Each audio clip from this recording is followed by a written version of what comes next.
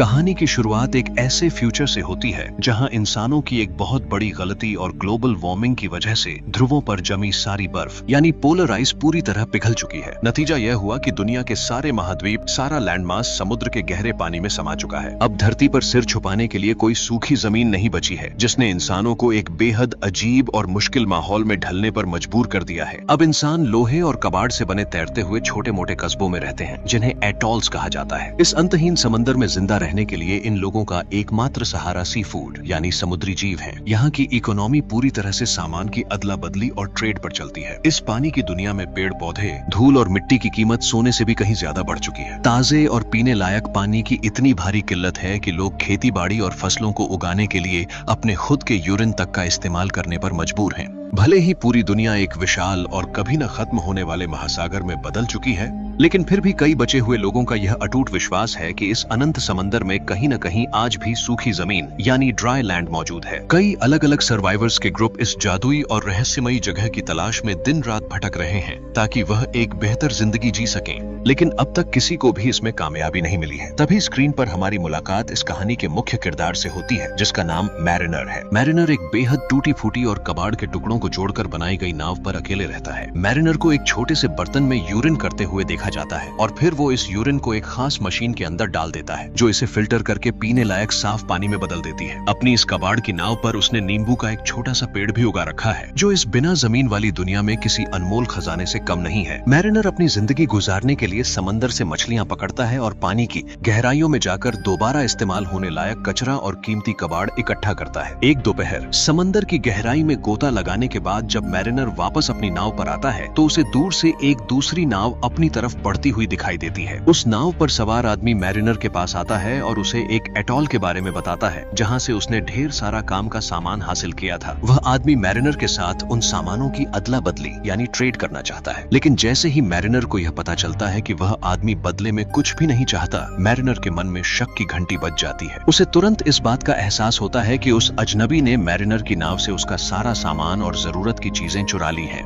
तभी अचानक jet ski पर सवार स्मोकर्स नाम के खूंखार डाकुओं का एक ग्रुप वहां धवा बोल देता है और उन पर ताबड़तोड़ हमला करना शुरू कर देता है। भले ही मैरिनर की नाव कबाड़ से बनी थी, लेकिन उसकी इंजीनियरिंग कमाल की थी और वह बेहद तेज दौड़ सकती थी। अपनी नाव की इसी रफ्तार की वजह से मैरिनर तो वहां से सुरक्षित भाग निकलने में कामयाब हो जाता है, लेकिन वह दूसरा चोर आदमी स्मोकर्स के हत्थे चढ़ जाता है और वो उसे पकड़ लेते हैं। वहां से बचकर भागने के बाद मैरिनर आखिरकार उसी एटॉल पर पहुंचता है, जो ऊंची ऊंची मेटल की दीवारों से घिरा हुआ एक तैरता हुआ शहर है। एटॉल के मुख्य दरवाजे पर पहुंचकर मैरिनर वहां के पहरेदारों से कहता है कि वह अपने पास मौजूद सामानों का ट्रेड करने आया है। शहर के अंदर दाखिल होने के बाद मैरिनर दुनिया की सबसे दुर्लभ चीज दुनिया के सामने लाता है। वह अपनी पोटली से असली शुद्ध मिट्टी निकालता है। इस तैरती हुई दुनिया में असली मिट्टी देखना एक चमत्कार जैसा था। इसे देखते ही एटॉल के लोग हैरान रह जाते हैं और मिट्टी के उस एक जार के बदले मैरिनर को 124 चिट्स देने को तैयार हो जाते हैं। इसके बाद मैरिनर उन्हीं चिट्स का इस्तेमाल करके हेलेन नाम की एक महिला से टमाटर का एक छोटा सा पौधा खरीदता है, जो मिट्टी से भरा हुआ था, और साथ ही कुछ और काम का कबाड़ भी लेता है। अपना ट्रेड पूरा करने के बाद जब मैरिनर वापस अपनी नाव की तरफ लौट रहा होता है, तभी एक लोकल परिवार उसके पास आता है। वह लोग मैरिनर से गुजारिश करते हैं कि वह उनकी बेटी को प्रेग्नेंट कर दे ताकि उनकी नस्ल आगे बढ़ सके, लेकिन मैरिनर साफ शब्दों में उनके इस अजीब प्रपोजल को ठुकरा देता है। एक खूबसूरत औरत को इस तरह मना करना वहां के लोगों की समझ से बाहर था और उन्हें लगता है कि यह आदमी पूरी तरह सनकी या पागल है। वे तुरंत वहां के स्थानीय लोगों को मैरिनर को रोकने का हुक्म दे देते हैं। जब एटॉल के लोग मैरिनर को जबरदस्ती पकड़ते हैं तो हाथापाई में उन्हें मैरिनर का एक बहुत बड़ा राज पता चलता है। मैरिनर कोई आम इंसान नहीं बल्कि एक म्यूटेंट है, जिसके कानों के पीछे मछलियों की तरह गिल्स बने हुए हैं और उसके पैरों की उंगलियां भी बत्तख की तरह आपस में जुड़ी हुई हैं। मैरिनर उनसे बचने के लिए पूरी ताकत से मुकाबला करता है, लेकिन आखिरकार वे लोग उसे एक बड़े से मछली पकड़ने वाले जाल में फंसाकर कैद कर लेते हैं। उसी रात हेलेन चुपके से ग्रेगोर नाम के एक बुजुर्ग वैज्ञानिक से मिलती है और उनसे पूछती है कि वे सब इस कैदखाने जैसी जगह को छोड़कर ड्राई लैंड के लिए कब रवाना हो सकते हैं। ग्रेगोर उसे बताते हैं कि सूखी जमीन तक पहुंचने का पूरा रास्ता और दिशा एनोला नाम की एक छोटी बच्ची की पीठ पर एक टैटू के रूप में बना हुआ है, लेकिन दिक्कत यह है कि वो इस रहस्यमयी टैटू के नक्शे को समझ नहीं पा रहे हैं। तभी ग्रेगोर के दिमाग में एक आइडिया आता है। वह सोचते हैं कि क्यों ना इस बारे में मैरिनर से बात की जाए, जिसे एटॉल के लोगों ने एक लोहे के पिंजरे में बंद करके कैद कर रखा है। ग्रेगोर उस पिंजरे के पास जाते हैं और मैरिनर से उसकी इस अनोखी म्यूटेशन के बारे में पूछताछ करते हैं,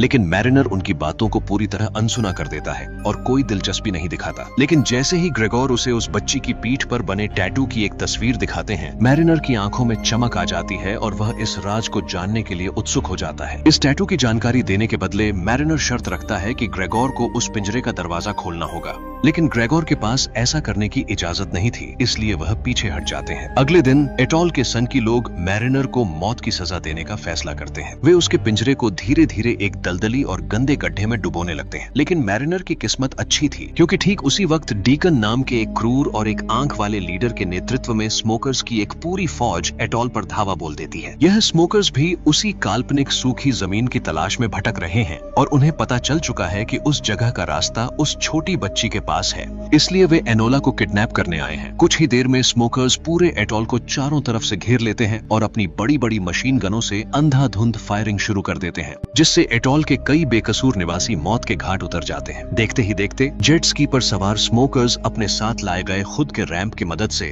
दीवारों को लांघकर एटॉल के अंदर घुस जाते हैं। इस भयानक अफरा तफरी के बीच बुजुर्ग ग्रेगोर अपनी जान बचाने के लिए एक बड़े से हॉट एयर बैलून में गैस भरने लगते हैं, लेकिन गलती से उनका बैलून समय से पहले ही उड़ जाता है और वह बेबसी में हेलेन और नन्ही एनोला को वहीं पीछे छोड़कर अकेले आसमान में चले जाते हैं। दूसरी तरफ पानी के गड्ढे में डूबा मैरिनर पिंजरे से आजाद होने की नाकाम कोशिश कर रहा होता है और पानी के दबाव की वजह से उसका पिंजरा धीरे धीरे सिकुड़ने और छोटा होने लगता है। हेलेन की नजर मैरिनर की इस हालत पर पड़ती है और वह उसकी जान बचाने के लिए दौड़ पड़ती है। हेलेन मैरिनर के सामने एक शर्त रखती है कि वह उसे इस पिंजरे से आजाद करेगी, लेकिन बदले में मैरिनर को उसे और एनोला को अपनी नाव पर यहाँ से सुरक्षित बाहर निकालना होगा। मौत को सामने देख मैरिनर इस डील के लिए तुरंत राजी हो जाता है। आजाद होते ही मैरिनर हेलेन और बच्ची से कहता है कि जब तक वह अपनी नाव का इंजन स्टार्ट कर रहा है तब तक वे दोनों एटॉल का मुख्य गेट खोल दें, लेकिन बदकिस्मती से भारी मेटल का वह गेट बीच में ही जाम हो जाता है। समय कम था और दुश्मन सिर पर थे, इसलिए मैरिनर अपनी नाव की रस्सियों का इस्तेमाल करके हवा में छलांग लगाता है, उड़ते हुए गेट के पास पहुंचता है, उसे जबरदस्ती खोलता है और वापस हवा से ही अपनी नाव पर लैंड करता है। एनोला और हेलेन भी फुर्ती से नाव पर सवार हो जाती हैं और वे तीनों स्मोकर्स की आंखों के सामने से एटॉल से बाहर निकल जाते हैं। दूसरी तरफ मशीन गन लिए एक स्मोकर बिना देखे किसी गलत दिशा में लगातार गोलियां चला रहा होता है, जिसकी वजह से उनके खुद के लीडर डीकन की बड़ी नाव में एक भयानक ब्लास्ट हो जाता है। लेकिन डीकन ठीक उसी पल समंदर के पानी में कूद जाता है और उसकी जान बच जाती है। इस खूनी लड़ाई के खत्म होने के बाद स्मोकर्स का पूरा ध्यान दोबारा एनोला को ढूंढने पर लग जाता है, क्योंकि वे जानते हैं कि सूखी जमीन का रास्ता सिर्फ उसी के पास है। स्मोकर्स एटॉल के बचे हुए एक नागरिक को पकड़कर रस्सी से बांध देते हैं और एनोला के बारे में पूछताछ करते हैं। मौत के डर से कांपता हुआ वह आदमी डर के मारे वह सब कुछ उगल देता है जो वह जानता था, लेकिन इसके बावजूद बेरहम स्मोकर्स उसे जिंदा नहीं छोड़ते और मार डालते हैं। समंदर में आगे बढ़ते हुए हेलेन मैरिनर से पूछती है कि क्या वह सच में ड्राई लैंड पहुंचना जानता है। मैरिनर हाँ में जवाब देता है, लेकिन वह हेलेन को एक क्रूर सलाह देता है कि वहां जाने से पहले उन्हें इस छोटी बच्ची एनोला को पानी में फेंक देना चाहिए, क्योंकि उनकी नाव पर खाना और पीने का पानी बेहद सीमित है। हेलेन मैरिनर को ऐसा न करने के लिए मनाने की कोशिश करती है। वह छोटी बच्ची की जिंदगी के बदले खुद को मैरिनर को सौंपने का ऑफर तक दे देती है, लेकिन मैरिनर उसकी इस बात को पूरी तरह खारिज कर देता है। आखिरकार गिल्स और वेब पैरों वाले म्यूटेंट मर्द सेक्सुअल इच्छाओं से परे होते हैं। कुछ समय बाद मैरिनर देखता है कि एनोला उसकी प्यारी नाव की लकड़ी पर कुछ ड्राइंग्स बना रही है, जिससे वह बुरी तरह चिढ़ जाता है और गुस्से में आकर एनोला को उठाकर सीधे समंदर के गहरे पानी में फेंक देता है। हेलेन यह देखकर पैनिक हो जाती है, क्योंकि वह जानती थी कि एनोला को तैरना बिल्कुल नहीं आता, इसलिए वह बिना सोचे समझे बच्ची को बचाने के लिए पानी में कूद जाती है। शुरुआत में तो ऐसा लगता है कि मैरिनर उन दोनों को बीच समंदर में बेसहारा मरने के लिए छोड़कर आगे बढ़ गया है, लेकिन कुछ देर बाद उसका दिल पिघल जाता है और वह अपनी नाव घुमाकर उन दोनों को वापस उठाने के लिए लौट आता है। जैसे ही हेलेन और एनोला वापस नाव पर चढ़ती हैं, तभी आसमान से स्मोकर्स का एक सी प्लेन वहां आ धमकता है और उन पर गोलियां बरसाना शुरू कर देता है। मैरिनर नीचे के केबिन में अपना हथियार लेने के लिए जाता है, लेकिन इसी बीच हेलेन बिना मैरिनर से पूछे नाव पर लगी एक बहुत बड़ी स्पीयर गन के पास दौड़ती है और प्लेन पर निशाना साधकर फायर कर देती है। नतीजा यह होता है कि वह हवाई जहाज अब एक मोटी मेटल की रस्सी के जरिए मैरिनर की नाव से मजबूती से बंध जाता है और नाव के चारों तरफ गोल गोल चक्कर लगाने लगता है, जिससे पूरी नाव रस्सियों के एक जाल में बुरी तरह उलझ जाती है। जब मैरिनर केबिन से बाहर आकर इस मुसीबत को देखता है तो वह गुस्से से लाल हो जाता है। वह तुरंत नाव की रस्सियों को काटकर प्लेन से पीछा छुड़ाने के लिए ऊपर चढ़ता है, जबकि दूसरी तरफ प्लेन में बैठे स्मोकर्स भी उस रस्सी को काटने की कोशिश कर रहे होते हैं। कुछ ही पलों के बाद स्मोकर्स रस्सी पर गोली मारकर उसे तोड़ देते हैं और उनका प्लेन हवा में उड़ जाता है, लेकिन झटका लगने की वजह से मैरिनर हवा में झूलते हुए सीधे समंदर के पानी में जा गिरता है। अपनी नाव की इस बर्बादी से मैरिनर हेलेन पर इस कदर भड़क जाता है कि वह सजा के तौर पर हेलेन और एनोला दोनों के बाल बेरहमी से काट देता है, जो कि देखने में बेहद अजीब और अजीबोगरीब सजा थी। दूसरी तरफ चालाक डीकन उनकी लोकेशन का अंदाजा लगा लेता है और अपने आदमियों को एनोला को हर हाल में ढूंढ निकालने के मिशन पर भेज देता है। समंदर में सफर के दौरान मैरिनर और हेलेन की मुलाकात एक ड्रिफ्टर से होती है। वह ड्रिफ्टर दावा करता है कि उसके पास कुछ बहुत ही जरूरी और कीमती कागजात हैं और वह उनके बदले हेलेन को अपने साथ ले जाना चाहता है। हेलेन इस सौदे के लिए साफ मना कर देती है, लेकिन मैरिनर इस ट्रेड के लिए राजी हो जाता है। ड्रिफ्टर हेलेन को जबरदस्ती अपनी नाव पर ले जाता है, जबकि मैरिनर उन कागजातों को गौर से देखता है। उसे तुरंत पता चल जाता है कि वो कागज पूरी तरह से रद्दी और बेकार है। मैरिनर बिना वक्त गंवाए ड्रिफ्टर की नाव में कूद जाता है और इस डील को कैंसिल करने की बात कहता है। यह सुनकर ड्रिफ्टर का गुस्सा 7वें आसमान पर पहुंच जाता है। वह चिल्लाकर कहता है कि उसकी डिक्शनरी में नो रिटर्न पॉलिसी है और वह मैरिनर पर चाकू से जानलेवा हमला कर देता है। दोनों के बीच एक खूनी लड़ाई शुरू हो जाती है और मैरिनर अपनी फुर्ती का इस्तेमाल करके उस ड्रिफ्टर को मौत के घाट उतार देता है। अगले सीन में मैरिनर इन दोनों को दिखाता है कि असली फिशिंग कैसे की जाती है। वह खुद को एक चारे के रूप में इस्तेमाल करते हुए समंदर के गहरे पानी में कूद जाता है। उसकी खुशबू पाकर कुछ ही देर में पानी की गहराइयों से एक विशालकाय म्यूटेटेड खतरनाक मछली बाहर आती है। मैरिनर सही मौके का इंतजार करता है और अपने खास हथियार से उस दानवी मछली का शिकार कर देता है, जिससे उन तीनों के लिए कई दिनों के खाने का इंतजाम हो जाता है। शुरुआत में जो मैरिनर इन दोनों के साथ बेहद बदतमीज और रूखा व्यवहार करता था, अब उसका रवैया धीरे धीरे बदलने लगा था और वह उनके प्रति दयालु हो रहा था। वह एनोला से बातें करना शुरू करता है, उसे अपनी नाव पर रंगीन पेंसिल से ड्राइंग करने की इजाजत देता है और बड़े ही प्यार से उसे समंदर के पानी में तैरना भी सिखाता है। हेलेन दूर से इन दोनों के बीच बढ़ते इस खूबसूरत और गहरे रिश्ते को देखती है, जिससे उसके चेहरे पर एक सुकून भरी मुस्कान आ जाती है। कुछ समय बाद सफर के दौरान उन्हें समंदर के बीच एक पुराना बार्टर आउटपोस्ट दिखाई देता है, जहां कुछ लोग खड़े होकर उनकी तरफ हाथ हिला रहे होते हैं। मैरिनर को कुछ गड़बड़ लगती है, इसलिए वह अपनी म्यूटेंट आंखों से पानी के नीचे देखता है। उसका शक बिल्कुल सही था। पानी के नीचे स्मोकर्स जाल बिछाकर उनका इंतजार कर रहे थे। मैरिनर तुरंत अपनी नाव को मोड़कर वहां से भागने की कोशिश करता है, लेकिन स्मोकर्स की नावें उनका पीछा शुरू कर देती हैं। किसी तरह मैरिनर और हेलेन स्मोकर्स के गोलों और हमलों से खुद को बचाते हैं। अपनी नाव की रफ्तार को दोगुना करने के लिए मैरिनर नाव में लगे एक्स्ट्रा पालों को पैराशूट की तरह खोल देता है, जिससे उनकी नाव हवा से बातें करने लगती है और वे स्मोकर्स की पहुंच से बहुत दूर निकल जाते हैं। जब वे पूरी तरह सुरक्षित हो जाते हैं तो मैरिनर हेलेन को मजबूर करता है कि वह एनोला के टैटू का पूरा सच उसके सामने बयां करे। तब हेलेन रोते हुए खुलासा करती है कि यह टैटू कोई आम कलाकारी नहीं, बल्कि उसी पौराणिक ड्राई लैंड यानी सूखी जमीन तक पहुंचने का इकलौता और असली नक्शा है। यह सुनकर मैरिनर हंसने लगता है और कहता है कि ड्राई लैंड सिर्फ एक मनगढ़ंत कहानी और मिथक है, इसके सिवा कुछ नहीं। लेकिन हेलेन उसकी बात पर यकीन करने से इनकार कर देती है। हेलेन को हकीकत का आईना दिखाने के लिए मैरिनर एक हैरान कर देने वाला फैसला लेता है। वह हेलेन को एक बड़े से ट्रांसपेरेंट कांच के बुलबुले के अंदर बिठाता है और उसे लेकर समंदर की अथाह गहराइयों में उतर जाता है। चूंकि मैरिनर अपने गिल्स की मदद से पानी के अंदर सांस ले सकता था, इसलिए वह हेलेन को समंदर के सबसे निचले हिस्से में ले जाता है। वहां हेलेन जो देखती है उससे उसके होश उड़ जाते हैं। पानी के नीचे इंसानों की पुरानी दुनिया के बड़े बड़े शहर, गगनचुंबी इमारतें और गाड़ियां पूरी तरह डूबी पड़ी थीं। यह नजारा देखकर हेलेन गहरे सदमे में आ जाती है कि उनकी पुरानी दुनिया का क्या हश्र हुआ था। इस बीच नन्ही एनोला ऊपर नाव पर अकेले उन दोनों का इंतजार कर रही होती है। तभी उसे पानी में कुछ हलचल महसूस होती है। खतरा भांपकर वह तुरंत नाव के एक गुप्त केबिन में छुप जाती है। जब मैरिनर और हेलेन समंदर की सतह पर वापस आते हैं तो उनके पैरों तले जमीन खिसक जाती है। स्मोकर्स ने उनकी नाव पर कब्जा कर लिया था और वे दोनों स्मोकर्स के जाल में फंस जाते हैं। क्रूर लीडर डीकन उन दोनों को बंदूक की नोक पर रखता है और एनोला के ठिकाने के बारे में पूछता है, लेकिन मैरिनर और हेलेन अपने होठों को सिल लेते हैं और एक शब्द भी नहीं बोलते। डीकन तब एक चाल चलता है। वह हवा में गोली चलाता है और ऐसा नाटक करता है मानो उसने उन दोनों को मार डाला हो। अपनी माँ जैसी हेलेन की जान खतरे में देख एनोला से रहा नहीं जाता और वह अपनी जान की परवाह किए बिना रोती हुई छुपे हुए केबिन से बाहर आ जाती है। स्मोकर्स तुरंत उस नन्ही बच्ची को दबोच लेते हैं। एनोला के हाथ आते ही डीकन अपने आदमियों को हुक्म देता है कि मैरिनर और हेलेन को तड़पा तड़पा कर मार दिया जाए, लेकिन मैरिनर फुर्ती दिखाते हुए हेलेन को पकड़ता है और दोनों एक साथ समंदर के गहरे पानी में छलांग लगा देते हैं। पानी के नीचे हेलेन घबरा जाती है और कहती है कि वह इतनी देर तक अपनी सांस नहीं रोक सकती। तब मैरिनर उससे कहता है कि वह अपनी सांस उसके साथ शेयर करेगा। अब वो ऐसा कैसे करेगा? खैर, वो पानी के नीचे काफी देर तक हेलेन को किस करता है और उसे ऑक्सीजन देता है। कुछ समय बाद जब वे दोनों वापस पानी की सतह पर आते हैं तो देखते हैं कि स्मोकर्स ने उनकी प्यारी नाव को पूरी तरह जलाकर राख कर दिया है। दूसरी तरफ स्मोकर्स के बड़े जहाज पर डीकन एनोला के सामने अच्छा और मददगार बनने का ढोंग करता है। वह बड़े प्यार से उसकी पीठ पर बने टैटू के बारे में पूछताछ करता है, लेकिन एनोला जिद्दी थी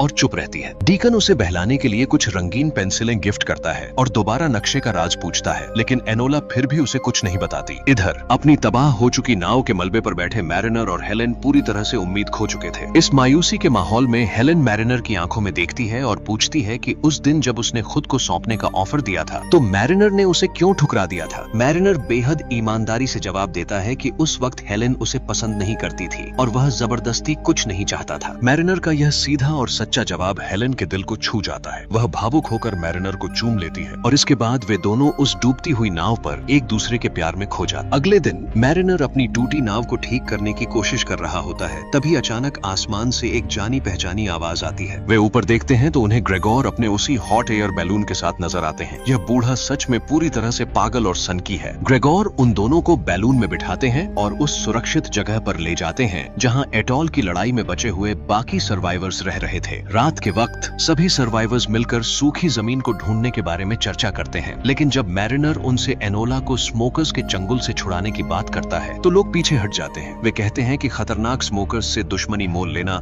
अपनी मौत को दावत देना है। लोगों की इस बुजदिली को देखकर मैरिनर फैसला करता है कि वह किसी की मदद के बिना अकेले ही उस मासूम बच्ची को बचाने के लिए स्मोकर्स के गढ़ में जाएगा। कुछ ही समय बाद मैरिनर तैरते हुए स्मोकर्स के उस विशालकाय समुद्री जहाज पर पहुंच जाता है। वह चुपके से जहाज के अंदर दाखिल होता है और एक एक करके स्मोकर्स के सैनिकों को मौत की नींद सुलाना शुरू कर देता है। इसी बीच जहाज के डेक पर लीडर डीकन अपने हजारों स्मोकर्स की भीड़ को इकट्ठा करता है और उनसे एक बहुत बड़ा झूठ बोलता है। वह दावा करता है कि उसने सूखी जमीन का रास्ता खोज लिया है। वह चिल्लाकर सभी को हुक्म देता है कि जहाज के चप्पू चलाना शुरू करें ताकि जहाज को तेजी से आगे बढ़ाया जा सके। जैसे ही सारे स्मोकर्स नीचे जाकर चप्पू चलाने लगते हैं, मैरिनर अकेले ही सीना ताने डीकन के सामने आ खड़ा होता है और उससे एनोला को तुरंत आजाद करने के लिए कहता है। जब डीकन घमंड में आकर मैरिनर की बात मानने से साफ इनकार कर देता है तो मैरिनर जहाज के सबसे बड़े राज का इस्तेमाल करता है। वह अपने हाथ में एक जलती हुई मशाल लेता है और धमकी देता है कि अगर एनोला को नहीं छोड़ा तो वह इस आग को जहाज के विशाल तेल भंडार में फेंक देगा, जिससे पूरा जहाज एक झटके में राख का ढेर बन जाएगा। डीकन को लगता है कि मैरिनर सिर्फ खोखली धमकी दे रहा है और वह इतना बड़ा पागलपन नहीं करेगा, लेकिन मैरिनर तो सिर फिरा था। वह बिना सोचे समझे जलती हुई मशाल को सीधे तेल के टैंक में गिरा देता है। मशाल गिरते ही जहाज के निचले हिस्से में एक के बाद एक कई भयानक और दिल दहला देने वाले ब्लास्ट होने लगते हैं और पूरा जहाज आग की लपटों में घिर जाता है। मैरिनर के ऊपर पहुंचने से पहले ही डीकन चालाकी से एनोला को पकड़ता है और वहां खड़े एक सी प्लेन की तरफ भागता है। मैरिनर जब डेक पर पहुंचता है तो देखता है कि डीकन प्लेन में बैठकर उड़ने की तैयारी कर रहा है। मैरिनर तुरंत अपनी स्पीयर गन उठाता है, निशाना लगाता है और तीर को सीधे जहाज के मजबूत फेंस से बांधकर जिप लाइन की तरह हवा में कूद जाता है। वह उस मेटल की रस्सी का इस्तेमाल करके उड़ते हुए प्लेन के सामने एक बाधा खड़ी कर देता है, जिससे डीकन का प्लेन टेक ऑन ऑफ करने से पहले ही बुरी तरह क्रैश हो जाता है। खुशकिस्मती से इस क्रैश में नन्ही एनोला को एक खरोंच तक नहीं आती और मैरिनर दौड़कर उसे अपनी बाहों में भर लेता है। लेकिन मुसीबत अभी खत्म नहीं हुई थी, क्योंकि पूरा जहाज अब धीरे धीरे टूटकर समंदर में डूब रहा था और उनके पास वहां से भागने का कोई रास्ता नहीं बचा था। ठीक उसी नाजुक मोड़ पर आसमान से देवदूत बनकर ग्रेगोर, हेलेन और एटॉल का एक साथी अपने हॉट एयर बैलून के साथ वहां पहुंचते हैं। वे बैलून से एक मोटी रस्सी नीचे फेंकते हैं और मैरिनर और एनोला को ऊपर खींचने लगते हैं, लेकिन तभी अधमरा डीकन पानी से बाहर आता है और वह भी उसी रस्सी को पकड़कर ऊपर चढ़ने लगता है। हेलेन की नजर जैसे ही उस विलेन पर पड़ती है, वह ऊपर से एक बहुत भारी लोहे का सामान डीकन के सिर पर दे मारती है और साथ ही एनोला भी ऊपर से उसे एक जोरदार लात रसीद करती है। डीकन का हाथ रस्सी से छूट जाता है और वह सीधे उबलते हुए समंदर के पानी में जा गिरता है। मैरिनर और हेलेन आखिरकार एनोला के साथ हॉट एयर बैलून की टोकरी में सुरक्षित पहुंच जाते हैं, लेकिन कहानी में अभी एक और आखिरी ट्विस्ट आना बाकी था। नीचे पानी में गिरा जिद्दी डीकन अभी भी जिंदा था। वह तैरकर एक जेट स्की पर चढ़ता है, अपनी बंदूक निकालता है और ऊपर उड़ रहे हॉट एयर बैलून पर गोलियों की बौछार कर देता है। एक गोली बैलून की रस्सी पर लगती है, जिससे झटका लगता है और बेचारी एनोला टोकरी से फिसलकर सीधे नीचे समंदर के पानी में गिर जाती है। डीकन चिल्लाकर अपने बाकी बचे आदमियों को हुक्म देता है कि उस लड़की को जिंदा पकड़ो। मैरिनर बिना एक पल गनवाए एक्शन में आता है। वह बैलून की एक लंबी रस्सी को फुर्ती से अपने पैर में लपेटता है और सीधे आसमान से नीचे समंदर की तरफ छलांग लगा देता है। वह हवा की रफ्तार से नीचे आता है और डीकन के आदमियों के पहुंचने से ठीक पहले एनोला को पानी से अपनी बाहों में उठा लेता है। वह रस्सी एक बंजी कॉर्ड की तरह काम करती है और जैसे ही मैरिनर बच्ची को पकड़ता है, रस्सी उसे झटके से वापस ऊपर खींच लेती है। ठीक उसी पल एनोला को पकड़ने के चक्कर में आ रहे स्मोकर्स के जेट स्की आपस में टकरा जाते हैं और एक बहुत बड़े ब्लास्ट के साथ डीकन का खेल हमेशा हमेशा के लिए खत्म हो जाता है। आखिरकार मैरिनर और एनोला सुरक्षित हॉट एयर बैलून में वापस आ जाते हैं। इस बार बुजुर्ग ग्रेगोर को शांत दिमाग से एनोला की पीठ पर बने टैटू को देखने का मौका मिलता है। वह उस रहस्यमयी नक्शे के अक्षांश और देशांतर को पूरी तरह समझ जाते हैं और बैलून का रुख उसी ड्राई लैंड की सही दिशा में मोड़ देते हैं। हवा में कई दिनों तक लगातार सफर करने के बाद एक सुबह उन्हें अपने बैलून की टोकरी पर एक असली पक्षी बैठा हुआ दिखाई देता है। पक्षी का दिखना इस बात का सबूत था कि जमीन करीब है। जब वे दूर क्षितिज पर देखते हैं तो उनकी आंखें फटी की फटी रह जाती हैं। सामने हरे भरे पेड़ों और पहाड़ों से घिरी एक विशाल सूखी जमीन मौजूद थी। अपनी पूरी जिंदगी में पहली बार असली जमीन देखकर उन सबकी आंखों से खुशी के आंसू छलक पड़ते हैं। बैलून को नीचे उतारकर वे सब इस नई और खूबसूरत दुनिया को एक्सप्लोर करने के लिए आगे बढ़ते हैं। कुछ दूर चलने के बाद उन्हें घने जंगलों के बीच एक छोटी सी टूटी फूटी झोपड़ी दिखाई देती है। जब वे उस झोपड़ी के अंदर दाखिल होते हैं तो उन्हें वहाँ एक कपल के कंकाल एक दूसरे का हाथ थामे हुए पड़े मिलते हैं। वहीं पास में उन्हें एक कागज पर बना हुआ नक्शा भी मिलता है, जो बिल्कुल वैसा ही था जैसा एनोला की पीठ पर बना हुआ था। दरअसल वह झोपड़ी किसी और की नहीं बल्कि एनोला के असली माता पिता की थी। उसके माता पिता ने सालों पहले एनोला को इस उम्मीद के साथ एक सुरक्षित कश्ती में समंदर में भेज दिया था कि वह एक दिन इंसानों की बची हुई नस्ल को इस सुरक्षित और सूखी जमीन तक वापस लेकर आएगी। लेकिन इस खुशियों के बीच मैरिनर को इस सूखी जमीन पर बेहद अजीब और असहज महसूस हो रहा था। जरा उसके उस लेदर के कपड़ों और कानों की बालियों को तो देखो। ऐसा आवारा मिजाज म्यूटेंट मर्द किसी एक जगह या एक औरत के साथ बंद कर नहीं रह सकता। उसे इस बात का गहरा एहसास होता है कि उसका असली घर यह सूखी जमीन नहीं बल्कि वह अनंत समंदर है। वह भारी कदमों से एनोला के पास जाता है और बेहद भावुक होकर उससे कहता है कि अब उसके जाने का वक्त आ चुका है, जिसे सुनकर एनोला का दिल टूट जाता है और वह उदास हो जाती है। मैरिनर उसे समझाता है कि भगवान ने उसे इस सूखी जमीन पर रहने के लिए नहीं बनाया है। एनोला रोते हुए उसे रोकने की कोशिश करती है और कहती है कि जैसे बाकी इंसानों ने खुद को बदला वैसे वह भी इस माहौल में ढल जाएगा। लेकिन मैरिनर अपना फैसला नहीं बदलता। वह एनोला और हेलेन को आखिरी बार गले लगाता है, उन्हें एक आखिरी अलविदा कहता है और अपनी छोटी सी नाव लेकर वापस समंदर की लहरों में उतर जाता है। फिल्म के बिल्कुल आखिरी सीन में हेलेन और एनोला उस ऊंचे पहाड़ की चोटी से चारों तरफ का नजारा देखती हैं और उन्हें एक बहुत ही हैरान कर देने वाला सच पता चलता है। दरअसल वे दोनों इस वक्त दुनिया की सबसे ऊंची चोटी यानी माउंट एवरेस्ट के शिखर पर खड़ी हैं, जो पानी के बढ़ने के बाद अब एक टापू बन चुका है। वे दोनों नम आंखों के साथ पहाड़ की उस ऊंची चट्टान से दूर समंदर की लहरों को चीरते हुए आगे बढ़ते मैरिनर को देखती रहती हैं, जो अपनी असल दुनिया की तरफ लौट चुका था। खैर, कैसी लगी वीडियो? अगर अच्छी लगी तो लाइक जरूर करें और ऐसी ही और भी धमाकेदार और मजेदार वीडियो देखने के लिए बेल आइकन दबाकर हमारे चैनल को सब्सक्राइब करना बिल्कुल भी ना भूलें।